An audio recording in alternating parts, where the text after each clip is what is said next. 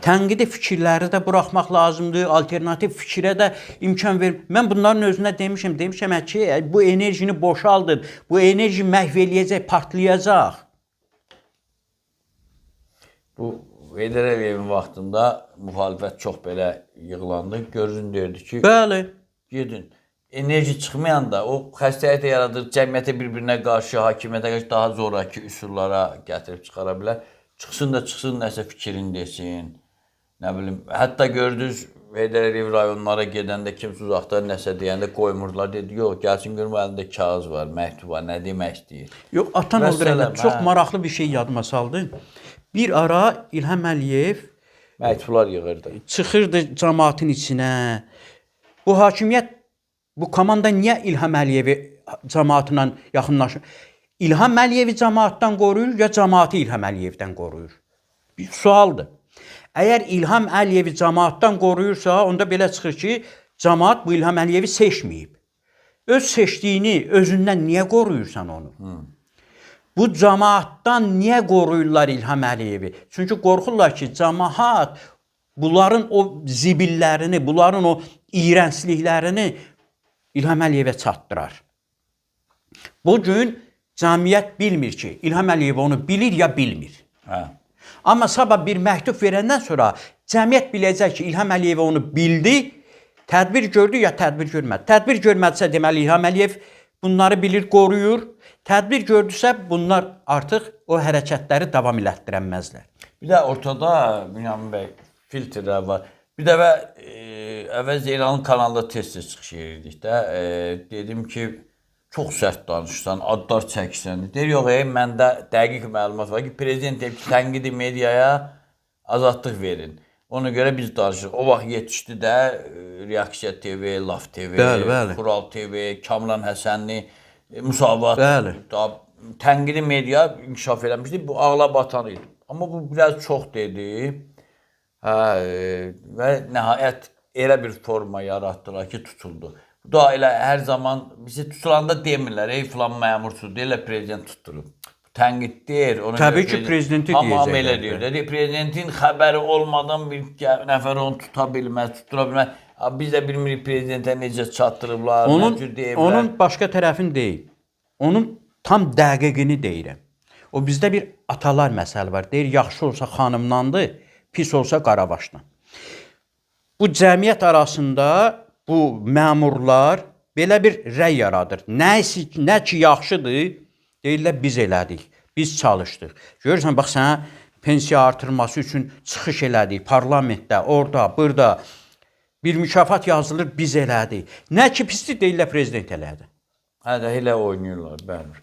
Yəni bunu prezident o komandada normal, sağlam, prezidentə sadiq adam varsa ad desin. Yoxsa deməli bu komandanın hamısı eyni gündədir.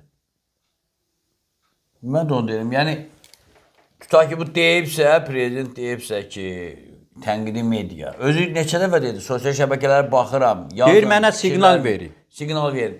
Bu da siqnal verir də, deməli, o deyir, torpağı yetişdirmək varsa, onu qorumaq da lazım. Əgər prezident deyirsə ki, tənqidi mediaya üstünlük olsun, o üstünlük verilsin, inkişaf eləsin. Amma sabah onlara ilişənlərin də qarşısını alan qüvvələr yerləşdirməlidir arasında. Bəli, belə məsələ orasındadır ki, bunlar, burada biz biraz bundan qabaq dedik. Bəzi adamlar, bəzi qurumlar özlərinin daha vacib olduğunu, daha gərəkli olduğunu, daha çox çalışdığını, prezident üçün əldən ayaqdan getdiyini göstərmək üçün sistemli bir işləyirlər. O adamlar tənqid elədiyi adamlara zamanında bir qulaq vurması verilsəydi, sərhəd qoyulsaydı, o adamlar xaricə getməsəydi, bu biabırçılıqları eləməyəcəkdilər. Bəli. Deməli, burada bunların özünün rolu çoxdur. Bunlar özləri istəyir ki, maksimum dərəcədə prezident haqqında da, onun ətrafı haqqında da daha çox deyilsin ki, və bunlar göstərsin ki, biz olmasaq, üsyan olar. Bu 44 günlük savaşda yox, yenə deyirəm. Əgər bu millət bu prezidenti seçibsə, bu prezidenti bundan niyə qoruyursan ki? Nəyindən qoruyursan?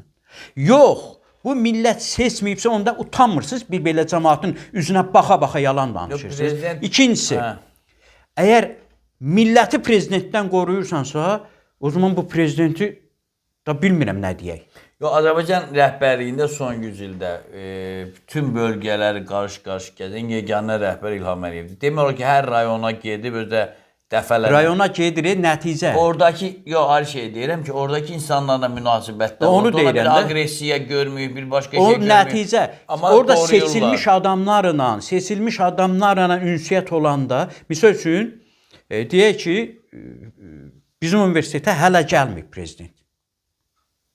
O günü 3 deputatı gətiriblər. Biri Elman Nəsirov, biri Vüqar, o biri kim idi?